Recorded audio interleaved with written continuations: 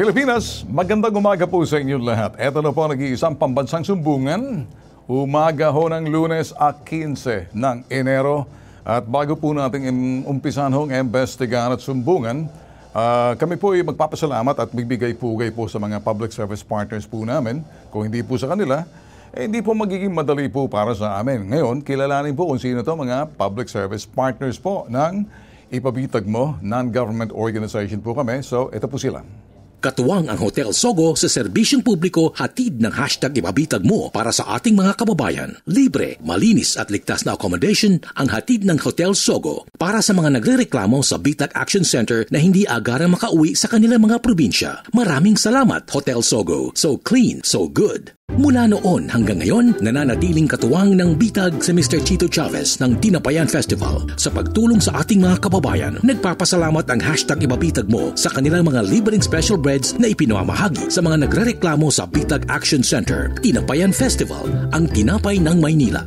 Pingping's Lechon, freshly roasted native lechon every day. Handang pingping yan. For orders, visit Pingping's Lechon Facebook page or call 0915-532-4382. Pingping's Lechon.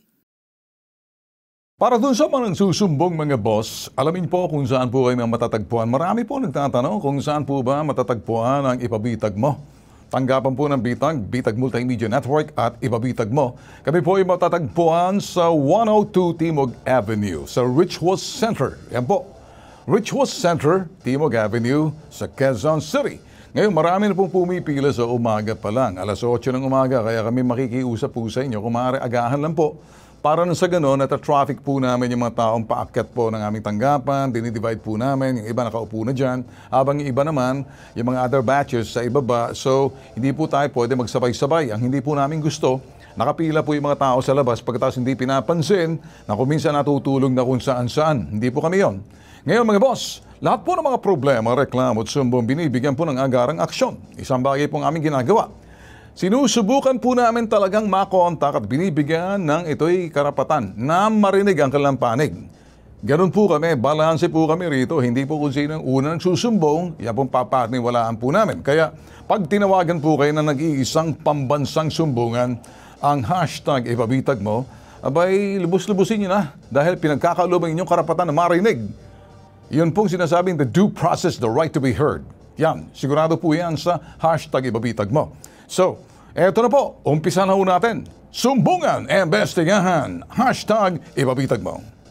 Ngayon sa pambansang sumbungan ni Ben Tulfo, #Ipabitag Mo. Bitag, tulong! Grab driver ko, tinangay ang kotse ko. Ginang, ipinahiram ang kanyang pangalan, ayaw na raw ibalik ng kapitbahay. Traktor ang nabili ng negosyante sa isang dealer, ibinenta sa iba. Dealer nabuko dahil na wrong send. Ang lahat ng yan, iimbestigahan at aaksyonan sa #Ipabitag Mo.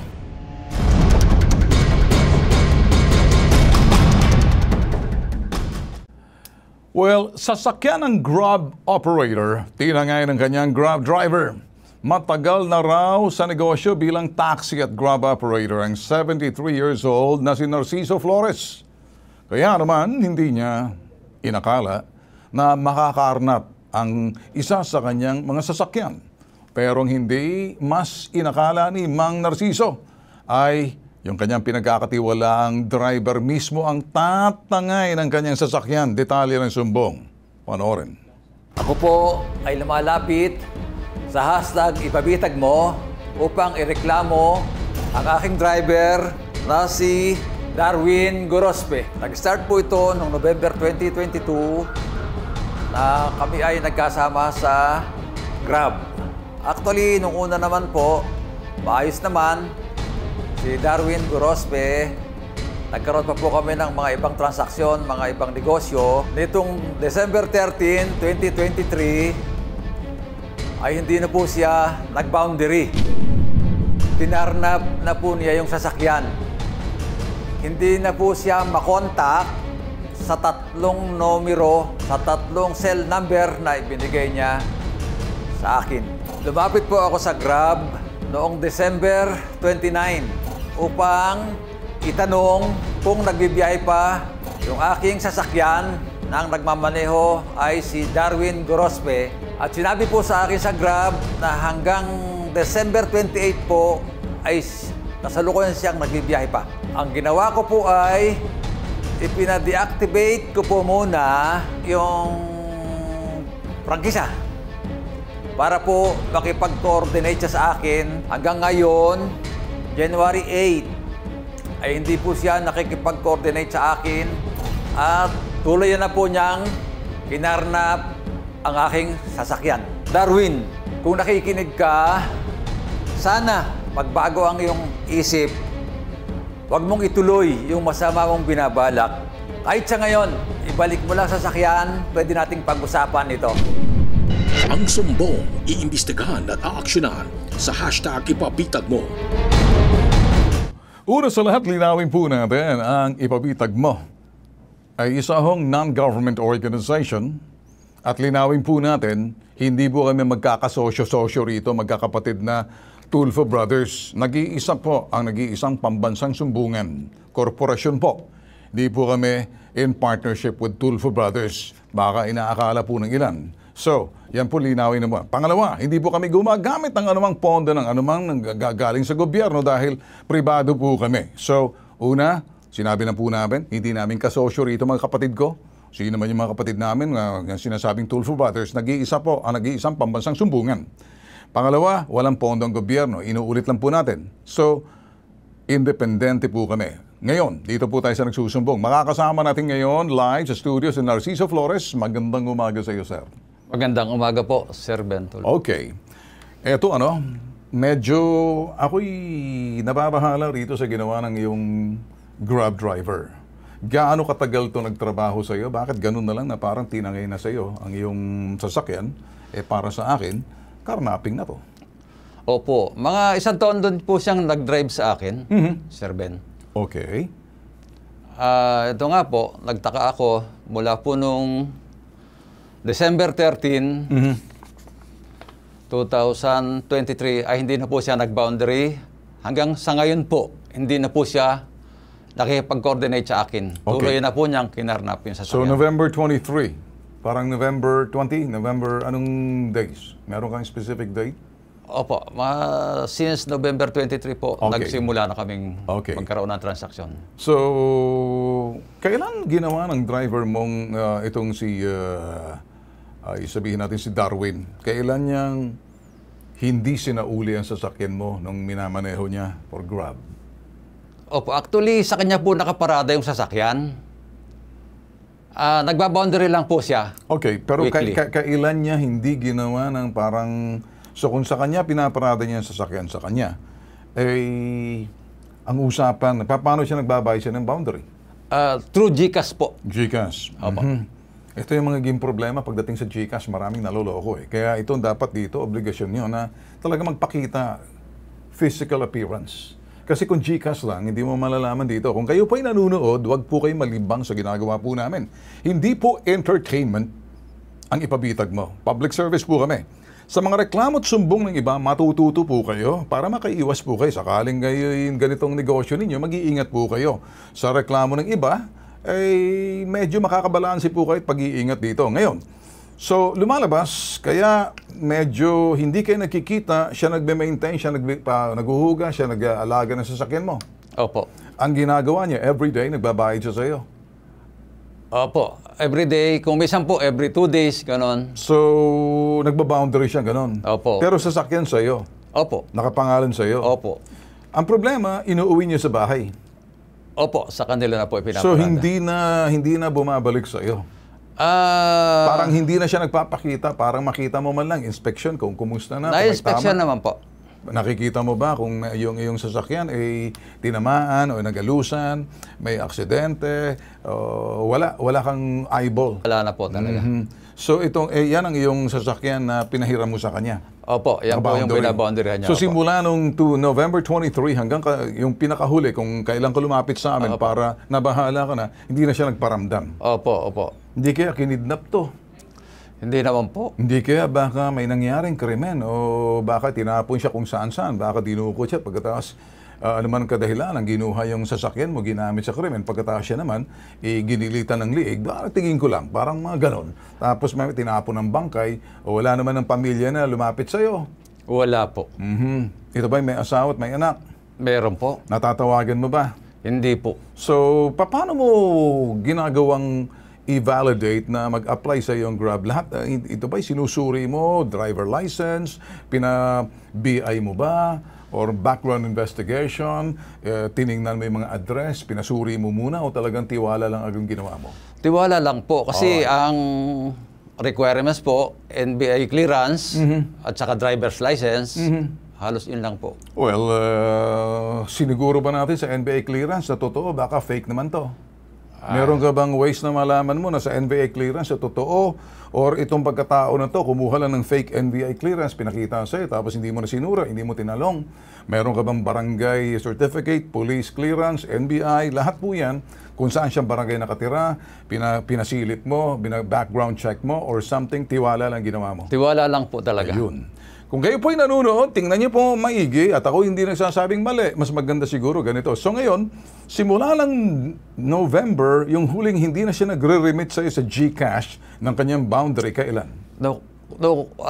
Simula po nung December 13. Ito lang po, December 13. Ngayon, 2023. So isang buwan na, hindi na Opo. siya nagpaparamdam, hindi siya nagba-boundary. Opo, hindi na po. So dapat every week, every day, nagba-boundary siya. Kahit paano, pinapa-GCash niya. Opo, GCash. Sakaling ito sa negosyo mo ba, maghihigpit ka na ngayon, hindi mo na papayagan yung mga GCash, kinakailangan everyday, magre-report sa'yo, sasakyan mo yan eh. Ay, opo. Dapat Sana po, yan po pala yung kailangan, Sir Okay, Ben. tapos meron kang garahe talaga na parang kung gusto niya, balik siya sa'yo. Hindi yung inuuwi niya kasi lulugi ka eh. Baka may pinaarkilan niya sa iba. Opo Baka nga. maya, pinaarkilan niya sa iba. Eh, binabayaran ka, tapos pinaarkilan niya, tapos babayaran ka lang, mas malaking kita niya. Nagsasubleasing siya. Opo. Yan ang magiging problema natin. Opo. Okay, so kung kayo po'y nanonood, tingnan niyo po na maigi kung saan ang problema. Kami po'y sumusuri lamang mga bagay na para makaiwas po kayo na hindi niyo gagawin ito para hindi kayo maloko ng mga taong dorobo talaga. So, ito na ho, para maganda siguro dito. So, ang gusto mo lamang matuntun at makita itong si Darwin Gorospe. Opo, at makabalik po yung sasakyan, Sir Ben. Saan ang sasakyan? Yung pong aking sasakyan, Nasaan yung sasakyan? nasa kanya po. Uy, akala ko nakabalik na. Nasa kanya po. Akala ko pagka rin. Kayo po'y nahihilo, nalilito na sa ginagawa ninyo. So, ganito na lang. So, dala niya pa rin ang sasakyan. Wala po, nasa kanya po. Kaya, dala-dala niya pa rin. Opo. So, meron ka bang GPS sa sasakyan? Wala po. Sus Mario Joseph, pag mga ganun, dapat may GPS ka para ma-locate mo. So, inuwi ito sa Bicol, sinasabi mo. Hindi ko po sure, Sir Ben. Basta po, nasa kanya pa yung sasakyan. Kung kayo po'y ganito na lang po, hindi, sorry, to cut you. Opo. Para mas maganda rito kaysa sumbong-sumbong ng bonggam-bonggam-bongbong, matuto po kayo pag nagsumbong. Eto na po, sigurado ako, pati sa HPG, makikinig sa atin, at nakikinig sa atin, lagyan niyo po ng GPS kasi, na hindi nalalaman para makita niyo yung locator kung saan, para sakali kung saan yan dinala. Abay, alam mo. At pagkatapos, parting to, na may picture siya, lahat na details, na itong mga pagitan ng siya'y nangungontrata sa iyo, kompleto tayo ng recados dito. Okay? Opo. So, ganito na lang. Ang gusto mo lamang, matuntun siya. Opo. At ang gusto mo lamang sa tulong ng Highway Patrol, manghimasok para mag-imbestiga. Opo. Mabawi Okay. po yung sasakyan. Mabawi yung sasakyan. Okay, sa linya ng telepono natin sa HPG. Ito naman, Task Force Limbas. Ito, si Police Major Michael Bontayon. Magandang umaga, Police Major Bontayon. Sir. Magandang umaga po, sir. Okay, magandang umaga. Sir, siguro naman naririnig yung usapan namin kanina nitong lumapit po sa atin, ano? Si Yes, sir. itong Narciso Flores, operator ng Grab. Tinangay na po ng kanyang driver po ng Grab yung sasakyan na hindi na po nagpakita simula po ng December 13, hindi na nagbabayad ng boundary, hindi na no-show.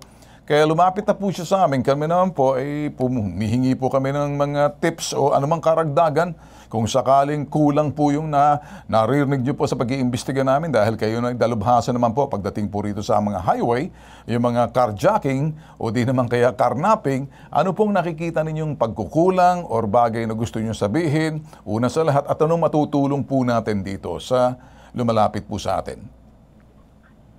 Sir, ang may tutulong po namin, sir, sa complainant ay para ma-recover yung kanyang sasakyan. So, anytime po, sir, pwede siyang pumunta sa aming opisina para i-assist po namin siya para sa recovery ng kanyang sasakyan, sir. So, are we expecting na ito ilalagay nyo sa alarma o ito'y parte na kapareho nito? Total, bibigay naman lahat ng informasyon para medyo nagkaroon ng all points bulletin, maalertuhan lahat sa Luzon, sa Visayas, Mindanao? Yes, sir. Nationwide alarm po, sir. Okay, sige. Nationwide alarm. Sir, hindi ko na papahabain pa ang usapan. Alam ko naman kayo dyan sa Highway Patrol, yung aking yumaong ama nung araw, Highway Patrol din naman, si Colonel Ramon Yes, S. Tulfo. Kaya medyo dikit pong puso namin pagdating sa Highway Patrol dahil ganun po yung aking trabaho po ng Philippine Constabulary, yung aking yumaong ama noon. So ilalapit po namin sa inyo, sir. In-expect Yes, po sir. natin na Anytime po, Sige, sir, Sir, ito, magandang bagay ba na obligahin na lang lahat mga nagpapagrab driver na yung kalang sasakyan na lagyan ng GPS na hindi nalalaman ng driver kung saan para ma-locate just in case, para matuntun kung saan man? Yes, sir. Yun po ang recommendation namin sa lahat ng nagpapagrab. Mag-download lang po ng tracking device sa kanilang cellphone para nakikita nila kung saan po yung location ng kanyang sasakyan, sir. Okay. Ano naman po, sir, yung sinasabing pagdating sa screening, especially kapag gustong maging grab driver, ano pong inyong rekomendasyon ng pag-iingat ng mga operator? Parang public service na rin po, sir, ang galing po mismo sa Highway Patrol. Yan po, sir. Bago sila mag-hire ng kanilang driver, sir, dapat lahat ng clearances mula barangay hanggang sa NBI clearances, sir, dapat i-require nila and mag-conduct ng counting validation, sir. Kasi minsan may nagpe-present ng fake identification card or fake NBI clearances or police clearances, sir. Yan dapat suriin talaga. Hindi porket nagpapakita, dapat i-validate din kung saan nakatira, kung kilala sa barangay, kung may police clearance, kung talagang baka kasi fake lang, galing recto. Hindi ho, sir? Yes po, sir. Okay, sige. Major, kami nagpapasalamat at hindi na po namin pahabain. Maraming salamat sa mga tips na binigay mo sa amin dahil dalubhasa po kayo, Major. So asahan niyo po, sasamahan po namin to para matulungan po natin, Major. Opo, sir. Maraming salamat din po, sir. Okay. Mabuhay po kayo, Major. Asahan niyo po. Dadalhin po namin complainant sa inyo, okay? Okay, sige, ganito na lang. Sa iyo naman, bossing, ako'y magsasabi, nabahala ako nung marinig ko sa iyo na ika'y nagre-remit lang sa iyo sa pamamagitan ng ito'y sa GCash. Sa GCash. Opo. Medyo, pangalawa, sinabi nyo, nung mag-apply sa inyo, hindi nyo vinalidate, hindi nyo chinek kung talagang residensya sa barangay, hindi kayo nagtanong sa barangay, kapitbahay, sa harap ng kapitbahay niya, sa likuran niya, sa harapan niya, sa kaliwat kanan, harap at likuran, na kung sa talagang taga-roon siya. Diba? So may barangay clearance, may police clearance, NBI clearance, and then para wala siyang warrant, ganun. Ang sa akin lang, mukhang peke ang present niya sa'yo. Ang lakas ng loob niya kasi sa panahon ngayon, hindi mo pwedeng lokohin kung may NBI clearance ka. So, baka sa akin, ang mukha niya, kung meron man, pakilagay nga, okay? Pinakikita po namin ang mukha at hugis ng mukha nitong tao na tong Darwin Gorospe. Narareklamo po siya, hindi namin inaakusahan. Kaya lang dito sa parting yan, meron na po siyang kasalanan dito. Hindi na po siya person of interest. Nagrereklamo po sa kanya na hindi na po siya nagre-remit ng kanyang pagbayad sa GCash. So, kung ito po'y kapitbahay ninyo, kung ito po'y bagong lipat, bagong salta dyan sa inyong mga barangay na maaaring hindi nyo kilala, na baka nag-assume na po siya ng alias, tingnan na lang po yung hugis na mukha niya. Picturean nyo po sa inyong cellphone, bitbitin nyo, baka siya yung bagong lipat sa inyong barangay. Sakaling nandoon siya, pakisabi na lang po na kung maaari, pakibigay ng impormasyon para siya huy makipag-coordinate sa pinakamalapit na barangay at matuntun siya ng mga pinakamalapit na police station sa lugar. Saan man siya? Sa Luzon, sa Visayas, Mindanao. All points bulletin na po itong ginagawa po natin. So, Kayo naman, manawagan kayo sa kanya, kausapin niya. Split screen na gagawin natin. So, panawagan mo, ikaw, kausapin mo siya. Darwin, sayang lang ang tiwalang ibinigay ko sa iyo. Akala ko mabuting tao ka. Alam ko, totoo naman yun, mabuting tao ka. Nalalabuan ka lang ngayon. May pagkakataon pa.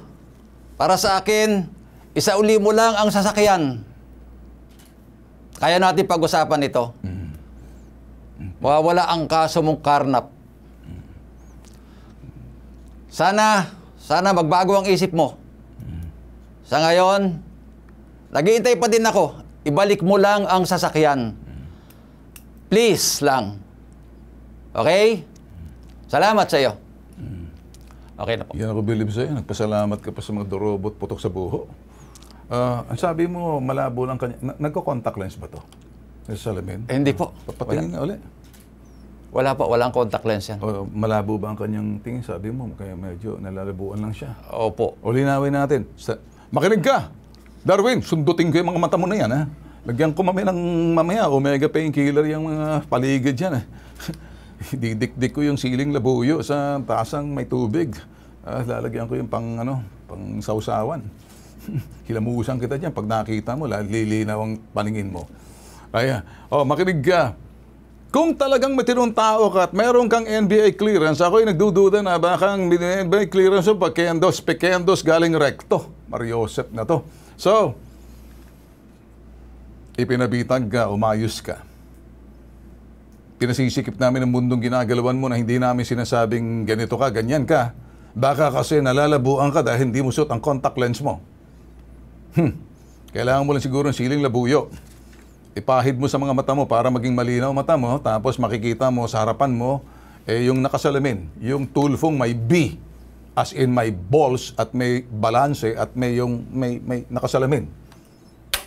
Malinaw ang mata, hindi ka pareho sa iyo. Okay? Okay ba sa'yo, boss? Okay po. Ayos. Sige. Thank you po, Sir Ben. Ito po, nag-iisang pambansang sumbungan. Abangan po natin bago matapos ang linggo kung magpapakita to kasi papasok ng Highway Patrol. Ang nag-iisang pambansang sumbungan, may tatak, bitag, serbisyo at tulong. Iba po ang dating ng programang ito. Ako po si Ben Tulfo. Ito pong #Ipabitag po. Susunod,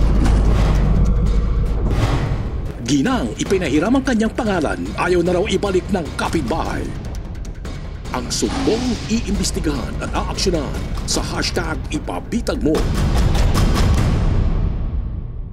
Nagbabalik ang nag-isang pambansang sumbungan, #Ipabitag mo. Kung inyo matatandaan mga boss, nitong nakarang linggo, lumapit po sa amin yung mga basurero po ng Quezon City. Sila po yung mga basurero sa ilalim po ng kontratista na sinasabi po natin, itong iSwims, International Swims Incorporated. Yung galabundok, at hindi lang bundok, yung kumbagay dagat ng basura. Gusto kong lunurin dito yung mga may-ari nito. Ayoko maging bastos ngayong umaga, may tanghali, bago magtanghali, Lunes pa naman. Pero ang inaasa nitong bastos na mapagsamantalang kontratista ng basura ng Quezon City, iSwim, International Waste Integrated Management Specialist. Makinig kayo.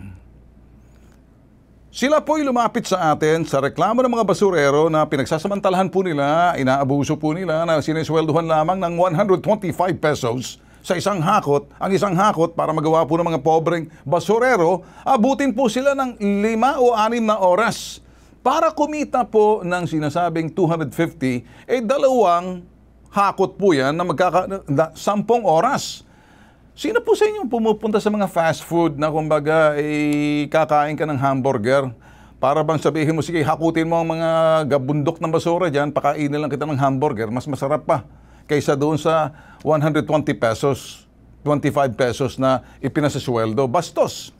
Ito pong sinasabi nating kontratista ng basura ng Quezon City, binigyan namin ng pagkakataon para marinig ang kanilang panig. Pero nitong nakarang linggo, sinabi nila hindi daw po sila magpapaliwanag at abogado daw po nila. Ala kaming pakialam sa abogado ninyo. Kayo, anong kinalaman ng abogado ninyo? Ipagtanggol lang kayo na binabayaran ninyo? Putok sa buho kayo? Hindi ako galit. Sige, Maging mabait ba ako sa inyo? Saan po kayo kumukuha ng tibay na sikmura at laman loob? Nagagawa na inyong panluloko dito? Mga tarantado kayo. Mga gay-gaw kayo. Ano pa naman itong sinasabi niyo? Parang hampas lupa ang tingin niyo sa mga basurero? Trato ninyo na pareha sa basurero sila? Kabahagi na ba sila ng basurang hinahakot niyo? Ang kakapal na mukha naman. Kapal naman ang mukha niyo, Chong. Gigisingin po natin ulit mga residente ng Quezon City para maawa po kayo sa mga basurero. Yan po yung mga nagkongontrata ng basura, naglilinis sa inyo. Makinig kayo, ano? Mario Josep, dinulog po namin, nakipag-ugnayan po ako dito po kay ito'y Senator Jinggoy Estrada. Noong Sabado, ang pag-uusap po namin, nagulat na lang si Senator Jinggoy sa pangyayari. Nakita niya, chairman po si Jinggoy ng Labor and Employment and Human Resources Development sa Senado. Pag-uusap po namin, agad na research si Jinggoy, natatawa po siya sa dahil mayor po siya dati. So tutulong po siya para Senate hearing. Mga syudad po na hindi hawak ng I-Swim, laki po, no? Maliban lamang sa San Juan, hindi po na hawak.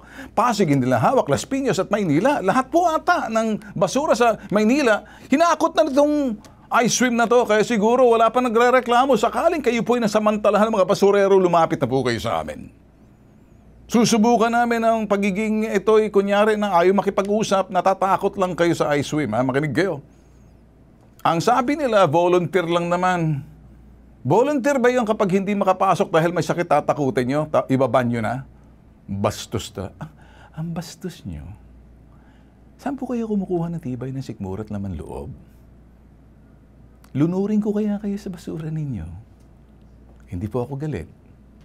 Kita nyo, smiling face.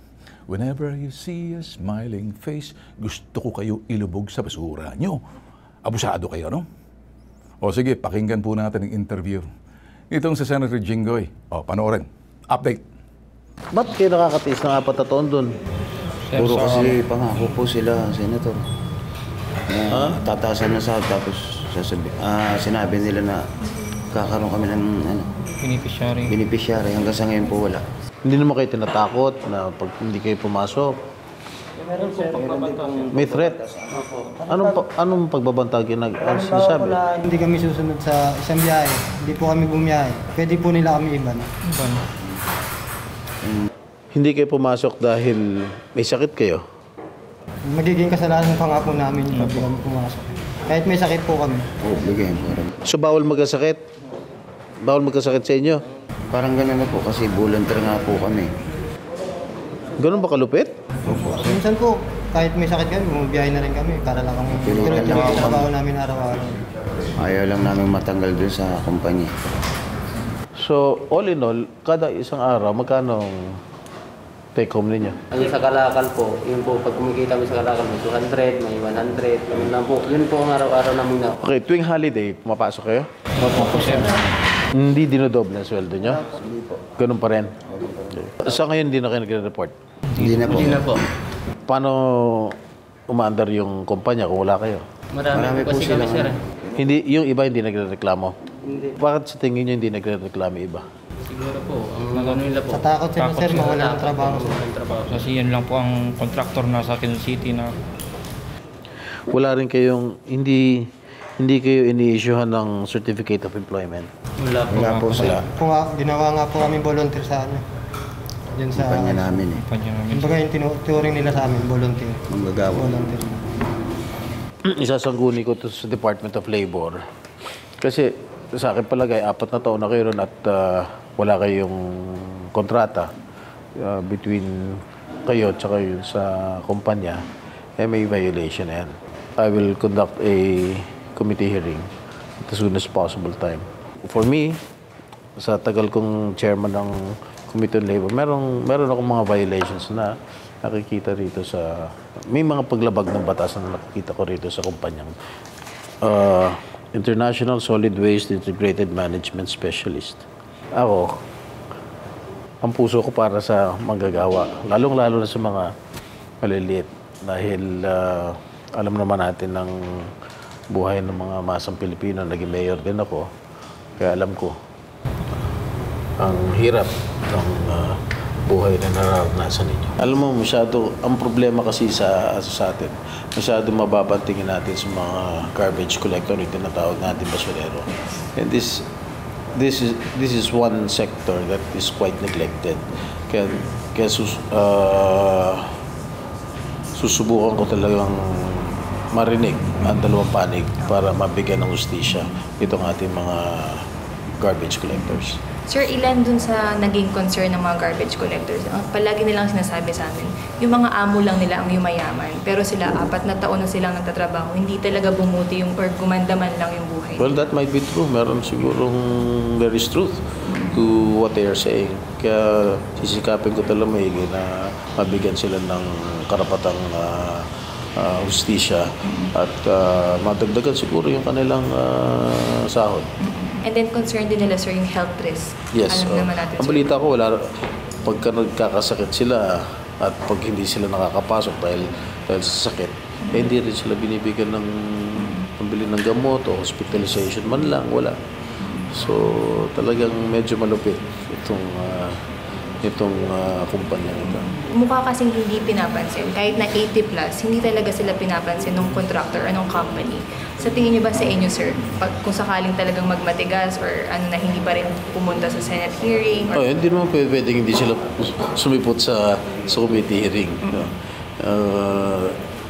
That is our job as legislators to conduct a committee hearing in aid of legislation. Yes. Hindi naman pwedeng hindi sila sumipot. Itong I-SWIMS, sana bigyan natin ng patas na laban itong ating mga garbage collectors. Dapat bigyan natin ng minimum wage man lang na naayon sa batas. Hindi yung 150 pesos lang o 300 pesos. That is very below minimum wage.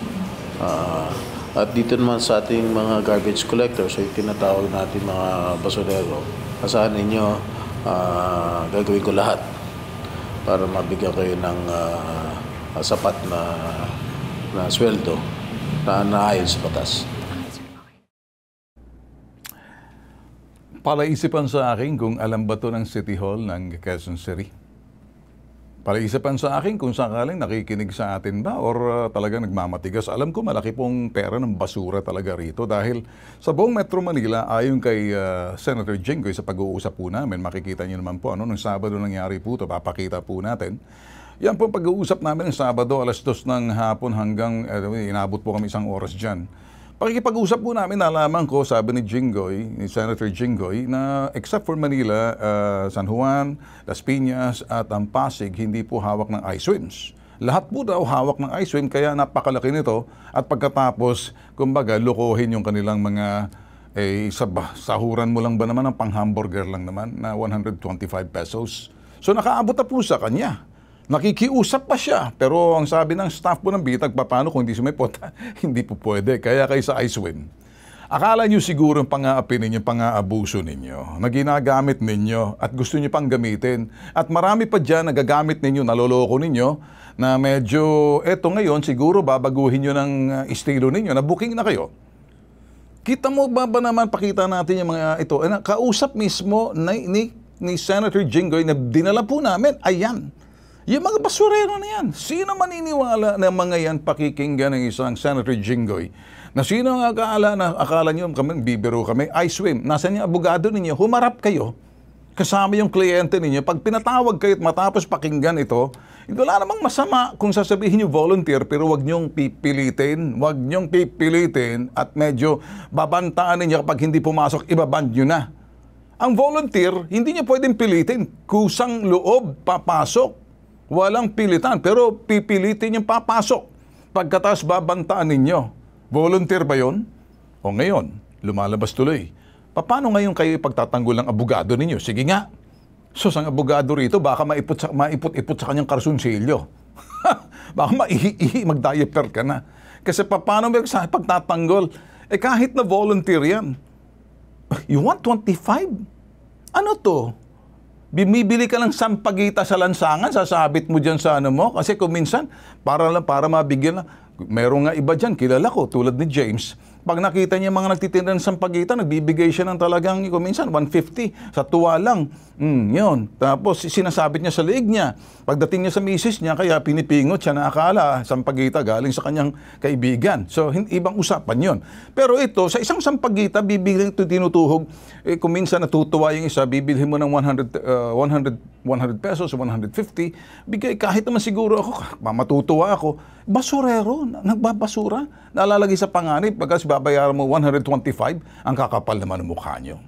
Ngayon, Anasus Mariosep, aabot kayo sa Senado, sisikat kayo ngayon. Sana naman kung nanonood sa atin mga kaibigan natin sa Quezon City, dahil alam ko naman, friendly naman ako sa Quezon City, bagamat mga sangkaterbang mga bulag, pipit, bingay, bungol kung tawagin ba? Yung mga bulag kung tawagin din. Siguro ngayon makakakita na kayo dahil medyo malalaman tuloy sa QC na parang napabayaan. O kung sino man kumuha ng kontrata to dito sa Quezon City, kung sino may hawak dito sa City Hall ng Quezon City, ayusin nyo na to kasi papatawag ni Jinggoy, Sus Mariosep. Wag naman sana sumama ang loob ninyo dahil ito, binigyan namin ng pagkakataon, ayaw nila magsalita, di walang problema sa amin. Ngayon na-booking na kayo, sisikat kayo ngayon. Kaya pag kayo'y binagkalooban ng inyong karapatan marinig, abay, lubos-lubosin nyo na. Gamitin nyo, huwag kayo magtatago sa inyong mga karsunsilyo. Mapanghiyan butas-butas, baka may ipot yan. Well, nasabi na po namin eto naman. Ginang nagpahiram ng pangalan. Pangalan, pinahiram. Paano ba pinahihiram? Hindi na raw binalik ng kapitbahay. Okay. Well, hindi na bago sa bitag ng nakakatanggap ng reklamo patungkol sa identity theft o pagnanakaw ng pangalan at personal na impormasyon ng isang tao upang gamitin sa masamang bagay. Ngayon, isang kakaibang sumbong ang natanggap ng bitag dahil sa ginawa nitong ginang mula sa Kalinga, Apayao, bukal daw sa kanya. Bukal sa kanyang kalooban. Sige, hiramin mo pangalan ko. Pinahiram niya ang pangalan niya sa kanyang kapitbahay. Abay, nagka-problema. Hindi na raw ibinalik. Ito pangalan mo, binalik ko na. Paano nangyari yun? Kanyang pangalan, kaya tuluyan na, abay, pinanindigan na. Hindi. Ito ng pangalan ko. Sorry kung nahiram ko. Sino sa atin ang peke, sino ang original? Yan ang problema. Detalye ng sumbong, panoorin. Lumapit po ako sa hashtag ipabitag mo. Reklamo ko po si Sinaida Hulaton Rigatcho dahil sa kanyang paggamit ng aking pangalan. Hiniram po ang aking pangalan dahil siya po ay magja-Japan. Hiniram po ang aking pangalan dahil ang kanyang pangalan ay hindi po siya nakalistro. Na after 2 years po ay babalik niya sa akin tapos magbibigay ng 5K monthly pero hindi niya po natupad. Pumayag ako dahil sa maganda man naman ang kanyang pakiusapan sa akin. Dahil siya po naman ay aking kapitbahay, wala para kami magkakapatid. Nakausap ko po siya. Ang sabi niya po sa akin, babalik uli siya at iayos ang aking pangalan. Pero hanggang ngayon ay hindi pa siya bumalik. Ang problema ko pa ngayon ay ginamit niya ang pangalan ko na magpapakasal sa ibang tao sa Hapon. Sir Bentolfo, hindi lang pangalan ko ang kinuha niya, kundi buong pagkatao ko. Ay sana po ay matulungan niyo po ako. Ang sumbong, iimbestigahan at aaksyonan sa hashtag ipabitag mo. Iba po yung identity theft, ninakaw yung identidad mo. Iba naman yung borrowed identity. Ipinahiram mo. Hirap nito, Pag pinahiram ang pangalan mo, pinahiram mo na. Gusto kunin pati pagkatao mo. Mariosep. Ngayon, mula po sa Kalinga, Apayao, makakausap natin sa linya ng telepono si Lilian. Si Lilian ngayon, kung nasa linya na ba telepono? Hindi pa ata ready. Okay, dyan na pala. Okay, hindi ko naman kasi alam, akala ko. Ito yung nagpahiram ng pangalan, Lilian. Magandang umaga sa'yo. Magandang umaga din po, Sir Ben. Kita mo, ang linaw-linaw. Samantala nung kamakailan, tawag ko doon sa yung isa ng mga gagamot, tsaka iba, ang linaw pala. Okay, sige. Malapit-lapit na ako pumunta dyan. Baka next week, kita-kita tayo, ha? Opo, sir. Inaantay ka namin dito sa Barangay Kabarwan. Kita mo nga naman. Si James, magdadala ng banda, tsaka lechon. Okay, sige. Taong 1998. nakiusap sa iyo, Lilian, ano? Yung kapitbahay mo si Zenaida Regacho. Kung maaring, hiramin niya muna ang pangalan mo upang makapagtrabaho sa Japan. Dahilan ni Zenaida, ay wala raw kasi itong dokumento dahil hindi raw siya nakarehistro ang kanyang pagkatao sa kahit na anong ahensya ng gobyerno. Paano nangyari yun? Stateless to. Wala. So, kahit na ang kumadrona, hindi man lang kahit na sinulat lang ang pangalan, inukit naman lang sa bato, tapos din lang sa munisipyo, wala. So, 2 taon lamang daw hihiramin ni Zenaida po ang pangalan nitong itong nagpahiram ng kanyang pangalan, si Lilian. Kaya pumayag naman daw si Lilian dahil nangako naman daw ito na 5,000 pesos kada buwan na pagpapahiram. Okay. Pangalan, paupahan, name for rent. Subalit hindi raw tumupad ng usapan itong si Zenaida sa kanilang kasunduan ay 5,000 kada buwan. Kaya nitong taong 2015, nagulat na lamang si Lilian na malaman niyang nagpakasal itong si Zenaida sa isang hapon gamit ang kanyang pangalan. Abay, tignan mo nga naman. Swerte. Ibalik yung swerte. Sa ngayon, isang ganap na Japanese citizen na raw si Zenaida at si Lilian naman nandoon nag-aantay at medyo narinig na tiririt ng ibon doon sa kanilang lugar sa Kalinga, Payaw. Tweet, tweet, tweet, tweet, tweet, tweet, tweet, tweet, tweet, tweet. Samantala doon naman, at patuloy na ginagamit ang pangalan niya. Kaya Zenaida, magandang, kay Lilian, anong pakiramdam mo ngayon na 2 tao ka pala, isang Hapon, nakapangasawa ka pala ng Japanese citizen, samantala ikaw dyan sa Kalinga. Anong pakiramdam mo ngayon? Na hiniram ang pangalan mo, pagkatapos siya nakapangasawa, ikaw, tiririt ng ibon, tiririt ng maya. So, sige, paliwanag mo sa akin, ano bang naging problema rito? Magkano ng utang sa iyo nitong si Zenaida? Sa tagal ng panahon na hindi ka binabayaran doon sa pagpapahiram ng pangalan mong 5,000 kada buwan. Ilang taon na? Maraming taon na, sir. Marami na pagtotalin na yan. Ang pangako niya sa akin na hindi tumupad So 2015, di siya nagbabayad? Opo, sir. 2010 siya na last na nagbigay sa akin po. So 2010? Opo, sir. 2010, 2024 na tayo ngayon. Sus Mario Josep. Opo, sir. Kita mo nga naman. 2010, 14, ano na? Ilang taon na ba? Tama, 14 years. 14 years times 12, multiply mo yan, times 12 times 5. 14 years times 12 times 5 equals 1. Magkano yan? So, magkano na to? Bobobo talaga nito pagdating mga journalist, mabobo talaga sa math. Kaya kumuha ng mass comm tsaka journalism, kaya bobo ka. 840,000 na. Tama? Malapit-lapit na yan. Sa susunod kahiya-hiya kayo ang journalism, Mascom dahil bobo sa math. Sigurado ba kayo dito? 840,000? Okay. So ang utang sa iyo, Lilian, itong si Zenaida na hiniram ang pangalan mo ay 840,000 pesos na. Tama? Opo, sir. Kita mo nga naman, ano? So siya ngayon nakapangasawa ng Hapon. Opo, sir. Hiniram ang pangalan mo, ayaw nang ibalik. Opo, sir. So, sinong totoo ngayon? Kaya yung nga lang, sa Japan na lang siya, diyan na siya mananatili. Ikaw naman sa Pilipinas lang. Opo, sir. Okay. So, anong gusto mong gawin natin dito? Well, sige. Anong gusto mong gawin natin, Lilian? Ang gusto ko po, sir, ay umuwi dito sa Pilipinas para ayusin niya po ang pangalan ko para hindi naman ako halimbawa, baka magkaroon siya ng problema. Pangalan ko yan, sir, hindi pangalan po. Kung magkaroon mo siya ng problema, basta't ikaw nandito, marami magsa-certify sa inyong barangay na nandito ka at wala ka roon sa Japan, bagamat ka pangalan mo, pero malalaman na fake siya, ikaw original. Ang problema lang, ipinahiram mo. at hindi na sinauli sa iyo pangalan mo. Yun ang problema. Pero kung gumawa man siya ng bagay na illegal o krimen, wala kang kinalaman dahil dito ka eh.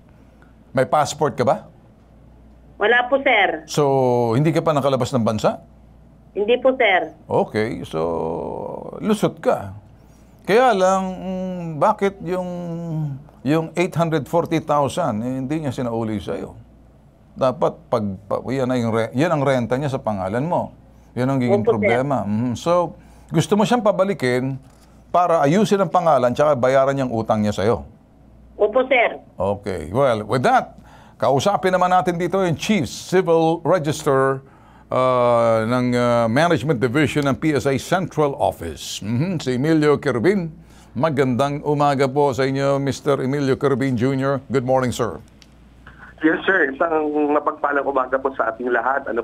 Sa mga masugid na taga-subaybay ng programa pong ito, nawa po ay makatulong kami or makatugon kami doon sa mga katanungan na ibabato po sa amin ngayong umaga. Salamat po. Okay, sir. Una sa lahat, kami nagpapasalamat. Nakalay po tayo pagtanggal ng tawag namin. Ito ay public service lang, sir. Ako'y nalilito, sir. Hiniram lang ata, pinahiram ni Lilian ito doon sa kanyang kaibigan way back long ago na pupunta ng Japan. Kasi gustong umalis, wala daw, identity yung kanyang kaibigan. So, pinahiram niya para magtrabaho as factory worker. Yung Zenaida Regacho, ayon po kay Lilian, totoong may pangalan. So, simula noon, may usapan sila ng 5,000 every month. Since 2015, hindi na raw, 2010, hindi na raw po nagpapadala ng 5,000. At saka siya ay natatakot, baka may mangyaring illegal doon, siya mapuputokan, hindi naman siya, wala naman siya sa Japan. Anong tingin niyo, sir? Sa inyo, sir, tingin nyo, take nyo rito. Sir, sa tingin ko ay may pananagutan silang pareho, no? Kasi ang gobyerno nga po pinangangalagaan ang personal identity ng ating mga kababayan na hindi ma-disclose kahit kanino man. Pero itong si nanay, ay kusang loob niyang ipinagkaloob sa isang kaibigan yung kanyang identity. So itong identity ngayon na ito ay nagamit para makapagpa-passport at makaalis sa ibang bansa.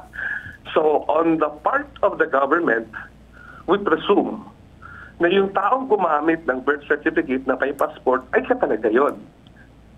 Hindi yung hawak niyang birth certificate, sir, pagka i-present kasi natin yan sa ating government offices or kahit sa court, ang birth certificate po is a prima facie evidence. Ibig sabihin, ito yung informasyon ko. Ngayon po, kung nagkakaroon ng problema si nanay at saka doon sa kanyang kaibigan, siguro mag-usap silang dalawa. Kasi kung nagamit na niya yun, pinahintulutan niyang gamitin yon at meron silang kasunduan, siguro sila dalawa mag-usap. Ano ba ang gagawin? Kasi po, kung hanggang ngayon, hindi pa niya nababawi yung pangalan niya, doon sa ating kababayan na gumamit po at meron siyang passport, ito ay kailangan niyang pasubalian. So, hindi po ako lawyer, sir, pero sa tingin po kakailanganin niyang kumuha ng lawyer ngayon. Sapagkat, itong kababayan natin na gumagamit ng kanyang passport ay sa tingin ng ating gobyerno, dahil na-issuehan siya ng official passport because of that legitimate birth certificate na nagamit niya, yun ang gobyerno ay siya yun talaga. Maging sa ibang bansa kasi nagamit na po niya as kanyang identity. So yung identity na yun parang nawala kay nanay. Naku. Kasi meron na nagmamayari ng identity, lalo na siguro kung nakakuha pa yan ng PhilSys ID or yung national ID po natin. So medyo malaki ang problema ni nanay na nagpahiram ng kanyang identity. Ano pong gagawin ngayon ni Nanay Lilia para naman mapasinungalingan at medyo maklear ang pangalan niya? Kinakailan ba nito ng court intervention or legal intervention or legal process? Kukuha ng abogado, patunayan niya. Kaya lang, may pananagutan silang pareho. Yes po, sir. Yun po yung kailangan siguro niyang gawin siya, kumuha ng isang abogado para sa legal na view ay ma-advise sila po ng tama. Kasi sa PSA po kasi is ang sa amin lang kasi pagka nagre-request ka ng document at meron kang complete na identification, ibibigay namin yung document mo. But ang paggamit ng birth certificate na yan, pag lumabas na siya sa PSA, is beyond PSA's control. Ayan. Well, sir, maraming salamat sa, alam nyo, informational, educational yung binibigay nyo na po, bihira po itong mga ganitong klaseng sumbong. Kaya lang ngayon, binibigyan nyo po ng linaw sakaling may mga ganyong klaseng gawain. Sa mga problema po ng iba, natututo yung iba at medyo nakakaiwas din.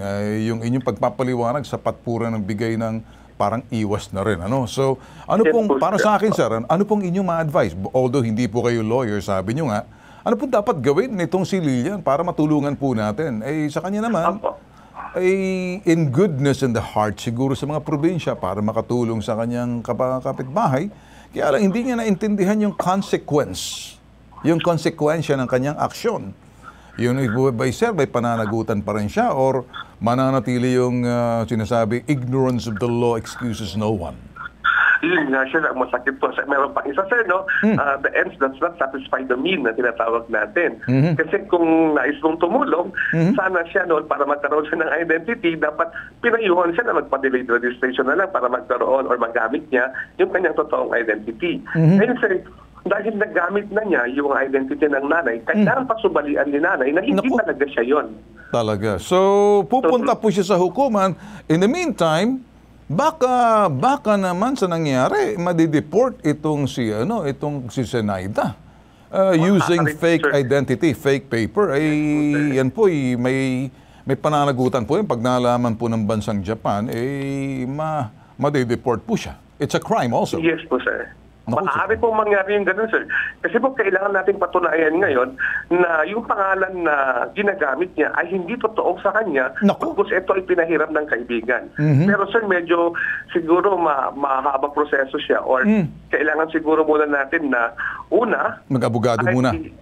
Abogado siya, tapos makakuha siya ng sapat na ebidensya, papasinungaling, doon sa in-apply na passport. Kasi po sa passport natin, we believe na pag na-issuehan ka ng passport sa ating gobyerno, tama siya. Di po? Okay. Naintindihan ko naman, sir, sa inyo, naintindihan ko doon sa PSA na the presumption of regularity na kung sino may nagdala ng birth certificate, siya yun, so nabigyan nyo ng kung ano man yun, di ba? So, nabigyan siya ng passport ng ating DFA. Yes, so ang problema ngayon sino yung tunay at yung tunay nagrereklamo dahil lamang pinahiram niya. So medyo ano na to. Siguro sir, maraming salamat. So ano pong inyong mapapayo po ngayon sir sa mga ganitong klase? Kayo na po mismo sa PSA. Ano pong dapat gawin? Sa ating mga kababayan po na na nagdanais makatulong sa ating mga kababayan ng walang birth certificate, gawin po natin yung tama.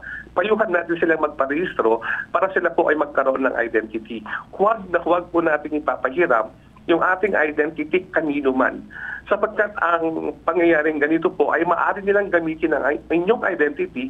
Hindi natin alam kung sa mabuti lang nila gagawin yun or kung gagamitin pa nila sa mas higit pa doon sa pinagkasunduan. So ang impact po kasi nito pagka nagamit yung identity mo ay ikaw mismo na wala na ng identity sa sarili mo dahil nagamit mo sa iba. So nagkakaroon ng kalituhan sa ating mga government agencies. Alin dito, sino-sino dito ang nagmamayari ng totoong record na ito. So yun po yung malinaw. Sana po sa ating mga kababayan, kung wala tayong record, madalis lang po ang pag-rehistro. Meron tayong project, CPSA po ngayon, yung ating Birth Registration Assistance Project, na kung saan ay maaari silang pumunta sa mga local civil registrars, magdala lang sila ng sapat na evidences na magbibigay ng mga facts of birth po nila, at sila po ay may i-rehistro. Hindi naman po ganun katagal yung pag-rehistro for as long as ay establish natin yung identity natin sa local civil registrar. Once na ma-register din po yan, hindi din po siya ganun katagal bago po maibigay ni PSA kasi meron tayong mga electronic means para po ma-forward sa amin ng maaga at ma-issuehan kaagad natin yung ating kababayan, lalong-lalo na po pagka urgent yung kanilang pangangailangan, ay kailangan din natin silang tubunan para sa urgent na release ng kanilang mga documents po. Well, with that, sir, kami nagpapasalamat sa inyong pagpapaliwanag. Medyo marami po natutunan, siguro natuto ngayon, na buksan po ang kalang isipan kung minsan sa kamalian ng iba, naiiwas po yung iba. Kaya lang dito sa parting to, kinakailang po talaga ng panghimasok na ng hukuman dahil pagdating sa mga identity, it must be legal at saka medyo certified by the court kasi kung sila lang po, hindi po pwede siguro to, ganun din po, bandang dulo, sa korte rin po sila talaga para maayos to. Po, sir. Okay. With that, sir, salamat po sa pagpapaliwanag. Mabuhay po kayo, Mr. Emilio Carabin Jr., Chief Civil Register Management Division, PSA Central Office. Magandang umaga po sa inyo, sir. Thank you so much, sir. Alright. Well, kay dito, Lilia, nandiyan ka pa? Ito po ako. Okay, ganito na lang, Lilia. Medyo masalimot to at ayaw ko nang maipit ka. Kaya lang, sinabi ko, sige, total, pupunta naman kami dyan, papayuhan ka namin dito at medyo siguro makikipag-ugnayan tayo dito sa lugar ninyo kung paano ka namin matutulungan para iwas, Pero medyo komplikado to. Pero gagawin nating simple, kaya lang sa tulong ng hukuman to. Okay, Lilian? Opo, sir. Opo, salamat po. Walang anuman. Okay, sige. Sa lahat pong nanonood sa amin, Sus Mariosep, matuto po kayo. Ang hirap po to. Kasi, naku, Sus Mariosep, pahiram nang. Sige, wag na natin pahabain para bigyan natin ng ito naman, yung isa pa na nilapit po sa atin. Susunod. Ang nag-iisang pambansang sumbungan, may tatak. Kung pag-uusapan ay serbisyo, tulong, tatak, bitag.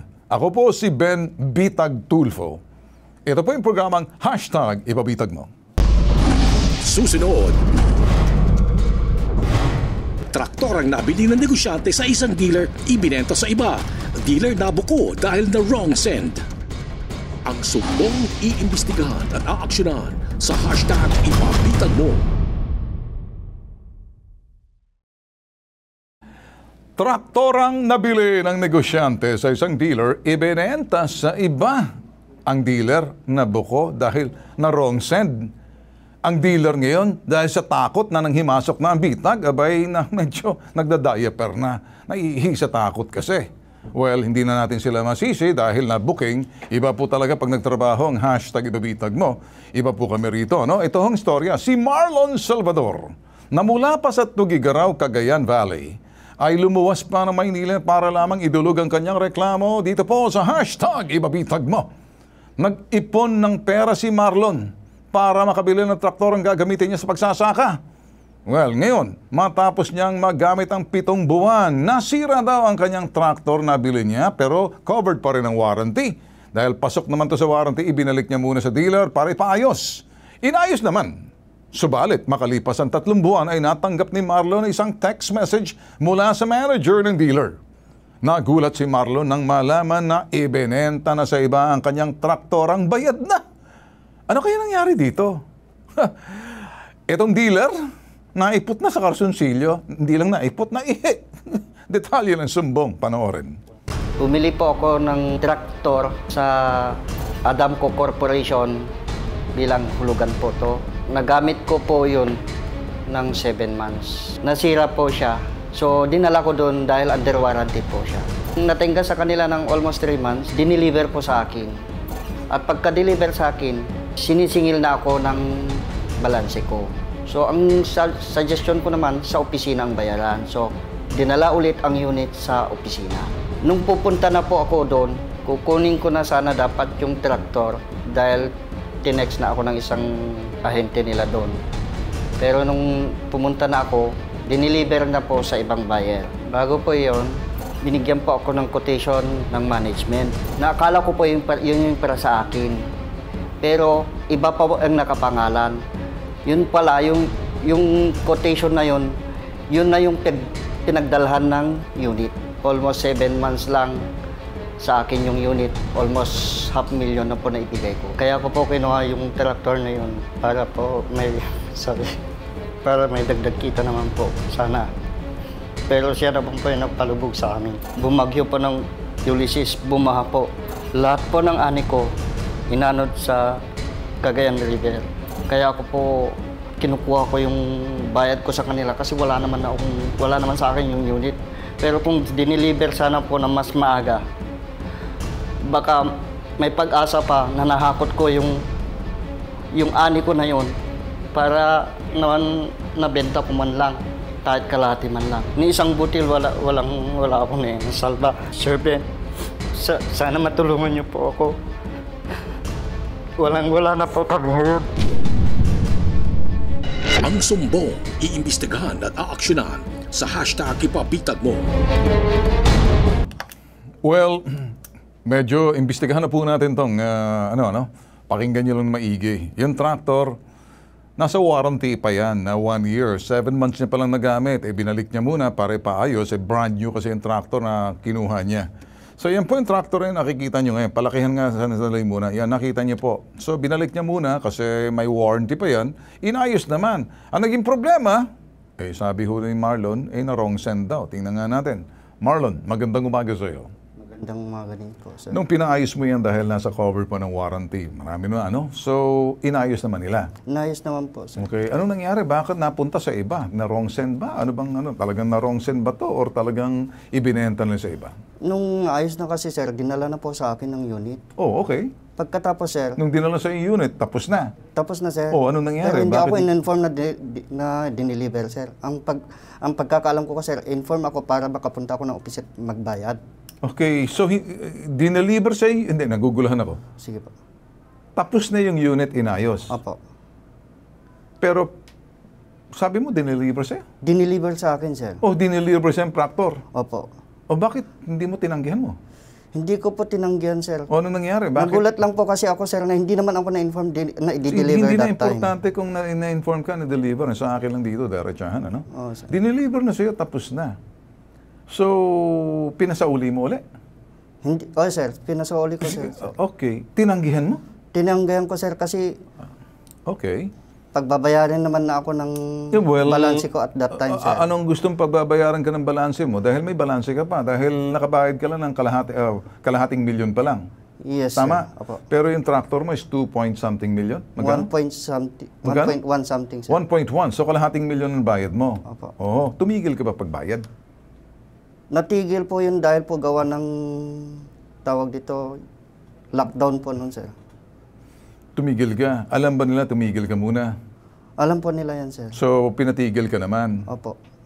Nung diniliver sa'yo, tinanggihan mo na? Tinanggihan ko, sir, kasi bakit mo tinanggihan? Pinaayos mo, tapos tinanggihan mo. Sir, sabi nila kasi, sir, magbabayad ako dun mismo. Magbabayad ka doon sa balanse mo? Yes, sir. Pero wala naman po silang dalang resibo, sir. Wala silang dalang resibo? Yep, opo. So, ang gusto mo, magbabayad ka sa opisina, may resibo? Yes, sir. Nung pumunta ka sa opisina, magbabayad ka may resibo, anong nangyari? Ang nangyari, sir, dineliver na sa third party, sir. Okay, sandali. Binili sa third party. Sino third party? Ibinenta o dineliver? Ibinenta po. Ibinenta na po sa third party. Okay, sige. Para maging malinaw tayo rito. Lumalabas, ibinenta nila sa third party nang hindi mo alam. Tama? Tama po.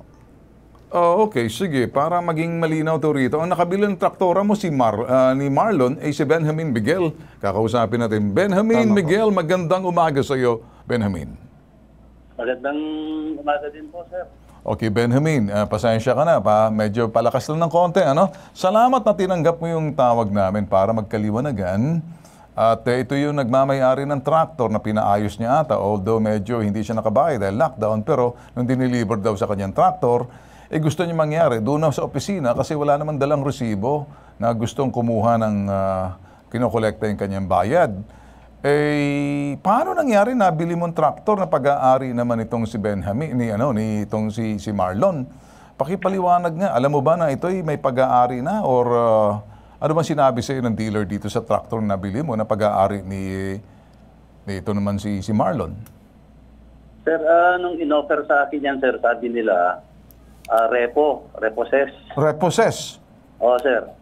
Okay, sandali Sinabi ba sa iyo na hinatak na repossess? Alam mo, isip mo ng repossess na? Kinuha na, binawi na sa iyo? Opo. O nasabi sa iyo na repossess na? Nung pagka-deliver sa akin nun, sir, dalawang options po kasi sila. O, dalawang option binigay sa iyo pagka-deliver. Kung hindi po ako magbabayad, kukunin na yung isang araro.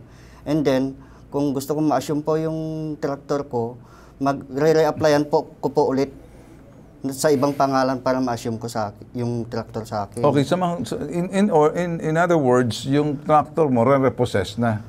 Binigyan na kayang pagkataon, dineliver sa yung traktor, pagkatapos ang nangyari, sabi mo, sa opisina lang magkabayaran? Yes po. Dahil wala silang dalang resibo? Opo. Gusto mo sa opisina kayo mag-usap-usap? Yes po. Magkano daw yung pinababayad sa iyo ng tractor company? Mga 300,000 plus. So ready ka naman bayaran yon? Ready naman po.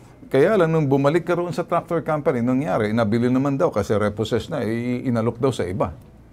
Opo. Pumunta ka ba dun sa tractor company? Anong sinabi nila? Pumunta po ako. Actually, tinext po ako ng October 31 po. Hindi, okay. Anong sinabi sa'yo? Binenta na? Hindi po. Nagulat na lang po ako nung nandun na ako, sir, na nandala na pala sa... Nung dumating ka roon, sinabi na sa'yo, binenta sa iba? Opo. Anong nangyari? Nung sinabi mong binenta, magbabayad ka naman sana. May dala ka bang pera noon? Meron na po. Babayaran mo na sana dahil warranty. So, nangyari, ibinenta sa iba? Yes, sir. Ano nangyari? Nagalit ka nung kinausap mo yung manager? Ayaw na akong ipakausap ng manager sa ahente niya po. Kasi Okay. gusto mong makipagpaliwanagan at that time. Gusto mong kunin na dahil magbabayad ka na. Bagamat na-late ka na dahil pandemic that time, nagulat ka na lang, inalok na kay Benjamin. Yes po. Sinabi pa sa iyo yung tractable repossessed na binawi na dahil nagmintis ka na magbayad? Nasabi pa sa iyo? Nasabi sa akin, sir, at that time na diniliver Nung na sa akin, nandoon sir. ka na sa nung Oo, nandoon sir. ka mismo sa dealer na? Hindi sa pagka-deliver sa akin. Pagka-deliver na, kapag hindi mo binayaran to, repossess ka na? Opo. Ano sinabi mo sa kanila? Sabi ko, sir, kasi yung option nga sinabi sa akin, sir. Na bayaran mo ang balanse mo, makukuha mo? Opo. Or else, re-applyan ko po ng ibang pangalan para ma-assume sa akin pa rin yung unit. So ayaw ko naman po mangyari kasi, sir, na magre-reapply ako, magpapanibago ako at magda-down payment ulit ako. Ang gusto mo lang, bayaran yung balanse? Oh, yes po. Okay. Kaya lang, gusto nila mag-reapply ka para tumaas. Uli. Bumaba daw ng konti. Bumaba ng konti. Okay, marang gulo ata. So, Sige. back to zero na naman ako nun, sir. Ito naman dito, sa text messages mula sa manager dito, maganda siguro para malaman po natin dito. Sinubukan po, tawagan ng bitag ang Adam Manufacturing Corporation o Adamco. Nakatakot magsalita sa programa ng bitag ang inarereklamong dealer. Ayaw sa instruction ng kanilang immediate supervisor, magpadala lang daw ng formal complaint. Okay. Sa kanilang head office ni Marlon, susubukan na lang daw isettle ang harap-harap to face ang reklamong ito. Well, titingnan po natin. So yan po ang sinasabi. Ngayon, kakausapin muna natin dito si Attorney Batas Mauricio. Mas maganda. Alam nyo kasi pagdating po rito, hindi po basta-basta ng ganoon. Bagamat medyo ito'y tractor na bago, covered pa sa warranty, 7 months pa lang ginamit, 1-year warranty, ibinalik, inayos naman nila. Subalit ito naman, medyo nagmintis magbayad dahil pandemic. Pero nung i-deliver ang tractor, nagbigay daw ata ng warning. O sige, mag-reapply ka or bayaran mo. Ito naman si Marlon, ang sinabi, sige, punta lang tayo sa office mo para sa office, doon lang tayo magkabayaran. Nung pumunta sa office, dala yung pera, ibinenta na raw sabi dahil repossess. Samantala sa kabilang linya, ang sinasabi nitong nakabili, itong nakabila rito si Benjamin Miguel, repossess daw. Ang gulo. So, sa linya ng telepono, kakausapin muna natin sa Attorney Batas Mauricio. Attorney Batas Mauricio, magandang umaga sa iyo. Magandang umaga po, Ginoong Ben Tulfo. Magandang umaga po sa mga kababayan nating nasa ipabitag mo. Okay. Narinig mo, Attorney Batas Mauricio, medyo dito na yung nakabili, nagamit niya ng 7 months, bagamat pandemic noon, natigil siya. Nung deliver ang tractor, pinaayos niya, binigyan siya ng 2 option, mag-reapply or parang mag-reapply siya ulit dahil parang naremata na, pero either babayaran mo sa opisina o babayaran sa opisina. Pumunta siya sa opisina, dala-dala ang pera, ibinenta na sa iba. Anong nakikita mo rito, Attorney? Well, maliwanag po na yan pang-umit ng nabayaran na nung una at failure o kabiguan ganapin dito pong nagbebenta ang kanyang mga ipinangakong matutupad na kondisyones dito po sa bilihan. Ano po ibig sabihin nito? Hindi na lamang po administratibo, hindi na lamang po civil ang magiging usapin dito, kundi magkakaroon pa rin ng kasong kriminal. Bakit po? Yung pong pagpapanggap na may kapangyarihan silang tuparin ang kanilang ipinangakong tungkulin, yan po ay estapa. Actually, ng Artikulo 315, 315 ng Revised Penal Code, ang sinasabi po dyan, falsely pretending to possess power, qualification, or business. Naku. Ang negosyo po nito, hindi gano'n Bakit po? Hindi niya nagampanan yung kanyang ipinapangakong ibibigay na konsiderasyon sa customer. Kaya nagkakaroon po siya ng kabiguang tuparin ang kanyang tungkulin. Yung po nakikita natin, antimano po yan para magkaintindihan lang doon po sa ayaw sumagot. Dito po sa ipabitag mo. Okay. Well, Attorney, maganda yung paliwanag mo. Alam ko nakikinig ngayon dito yung branch manager nila na medyo natatakot naman magsalita dahil nabenta sa iba. Ang sinasabi nga, sinasabi na ayusin. Itong padala sa message sa atin, kung papakita uli natin dito yung message nila. Ito raw po, ang sinasabi, Please be informed, instructions ng immediate superior ko sa akin, Adamco, ay magpadala na lang ng isang formal letter dito sa branch at i-endorse namin sa head office para masettle ang lahat na anumang complaint. Thanks and have a blessed day, sabi ng branch manager. So dito, natakot po sila, attorney, dahil pumasok na po kami. So kayo naman, ang sinasabi niyo, pang-uumit. Ibinigyan nila ng hindi sapat ng panahon, ang taang complainant naman pumunta sa tanggapan, dala-dala yung pera ng 300,000 sana, para ma-settle. Pero iba pong kanilang layunin. Talagang ibinenta sa third party dahil pinapalabas na ano na raw, na tawag dito, na repossess. Ang nangyari, nung dumating itong complainant natin doon sa opisina at sinabi, wala na raw. At nabili na ng iba. So nakita nyo, pang-uumit yung sinasabi ni attorney? At may dagdag po yan, Ginoong Bentol po sa inyong kapahintulutan. Yan pong ganyang klase ng mga gawain na may fraudulent trade practices po yan eh. Bakit po? Kasi ang pagre-repossess o pagre-remata, may proseso pong sinusunod ayon sa batas. Meron po dapat silang nagpapadala muna ng pasabi, ng notice. At pagkatapos, magsusumiti po sila doon sa sheriff, doon sa lugar kung saan nandoon po yung gamit na kanilang nire-remata ito, isusubasta po muna. Hindi po ganong basta-basta na ang kukunin. Pagkatapos, ipagbibili na sa iba. Ayun. Talaga yan, Ginoong So parang sinasabi ninyo, may proseso dyan, bago mangyari kung talagang hindi makakabayad, isusubasta. Correct. Pag sa nasubasta na yon, talagang ibig sabihin, hindi na kayang bayaran at ayaw nang kunin ng nagmamayari, kaya may karapatan na silang isubasta kasi yun sinasabing parang for the sake of transparency na walang na medyo na dedehado, yun ang sinasabi nyo gusto nyo mangyari. Kaya fraudulent trade practices ang sinasabi nyo rito, attorney. Tama po yan at sinasabi po yan ng batas, Ginoong Bentulfo, sapagkat maliwanag po ang layunin ng ating mga extrajudicial foreclosure of properties na hindi nababayaran ng kabuuan. Layunin na huwag mawala doon po sa bumili on installment. Kung makakabili po yan ng cash, madali yan. Kaya po bumili ng installment dahil maghahanap pa ng susunod na pambayad. Ang layunin ng batas, huwag aalisin sa kanya ang karapatan na makahanap ng perang pampuno doon sa kabuuan. Sinlinaw ng sikat ng araw ang inyong pagpapaliwanag, Attorney Batas Mauricio. Maraming natututo rito sa pambansang sumbungan, #ipabitag mo. At hindi tayo rito kwento-kwento, pinag-uusapan ng mga reklamo, sinusolba, at kuminsan pinakikita ang mga mali sa pamamagitan ng kung anong naayon sa batas, pinaliwanag niyo po, Attorney Batas Mauricio. Maraming salamat po sa inyo. Maraming salamat po. Babalaan lang po sa mga abusado, lalo na sa kanilang mga customer. Aba, dito po sa ipabitag mo, kami po ay nakahandang tumulong sa ipabitag mo ni Bentulfo sa mga inaabuso. Maraming salamat po, Ginoong Bentulfo. Sige. At babalik naman tayo rito, wala namang kinalaman to si hindi ko masisisi itong bumili, dahil sa kanya, wala naman siyang kinalaman, binili niya lang si Benjamin Miguel. Benjamin Miguel, nandiyan ka pa? Ito ako, sir. Alam ko naman, Benjamin, wala kang kinalaman dito, na binenta lang naman sa'yo, kaya binili mo naman. So, hindi ka namin sinisisi. Actually, sir, biktima din ako ng Adamco. Abay, magpabitag ka na, lumapit ka na. Tutuliin ko mga ito eh. Mga pisot tong pag-uusap nito, mga supot na to eh. Galit na ako, pero nakangiti pa rin ako. Sir, kasi pinangakuhan ako ng complete accessories yan. Abay, may modus nga talaga. Tama sinabi na Attorney Batas Mauricio, fraudulent business practices. May panlilin lang, medyo dito sa parting to, may pattern na sila. Ang pattern na yung sinasabing nakagis na nila at maging paraan na nila yung estilo nila na lumabas na matibay na sila sa kanilang panlilin lang. Panloloko na rin yan. Pang-abuso na rin. Sige, tutulungan ka namin, Marlon. Naintindihan ko, biktima ka rin. Lumapit ka na sa amin. Sabihin, sir, meron pa akong Hoy, antayin mo pagdating namin dyan sa Tigigaraw. Lilipad kami dyan, papunta sa Kalinga. Usap-usap tayo, ha? Okay, sir. Wala nga naman. Okay. Relax ka lang dyan. Tutulong na kami sa inyo. Okay, ngayon. Kami po ay nagbibigay babala at dito po sa nangrereklamo itong, anong company ito? Patingin muna rito sa kumpanya na to. Anong pangalan ng Adamco? Pakita natin mo yung kanilang opisina. Yung opisina rito. Yung opisina, yan. Yan po ay public po yan sa labas, Tugigaraw Branch.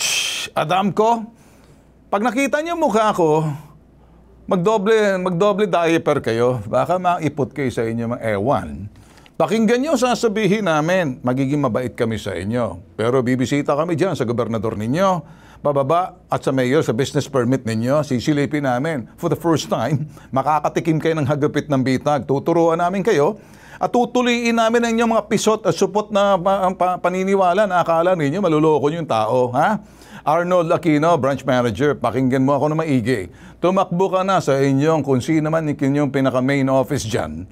Kahit sa Metro Manila pa kayo, be ready kasi lalapit na kami dito sa DTI, sa Department of Trade and Industry. Kayo ay mapatawag, mapaliwanag. Abay, kung ganyan ang ginagawa ninyo, baka umpisahan na namin kayo, mapatawag kayo sa Senado. Hahanapin lang namin kung sinong senador na may hawak pagdating dito sa mga ganitong klaseng kaso. Okay? Estilo pa naman namin, kami na mismo nagdadala, tapos sa likod lang kami yung taga-sumbong.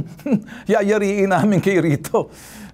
Kasi umanda na kayo. Arnold, I wanted to see you.